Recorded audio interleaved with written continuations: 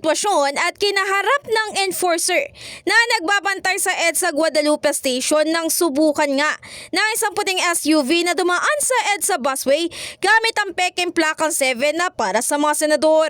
Kasunod nito, agad na kinondena ng ilang senador ang aksyon ng driver at maging ng pasahero nito na di umano'y nag-middle finger pa. Nais naman ding matukoy ni na Senate President Cheese Escudero at Senador Raffy Tulfo ang taong nasa likod nito. Samantala, bilang chairman ng Senate Committee on Public Services ay posible rin manang magsagawa ng pagdinig si Tulfo.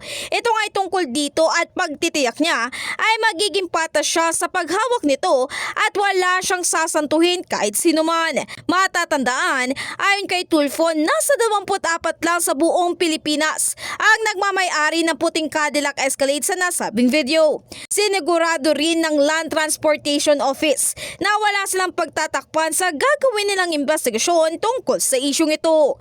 In the heart of changing lives, ito si Brigada Ann Cortaz ng 105.1 Brigada News FM Manila, The Music News Authority.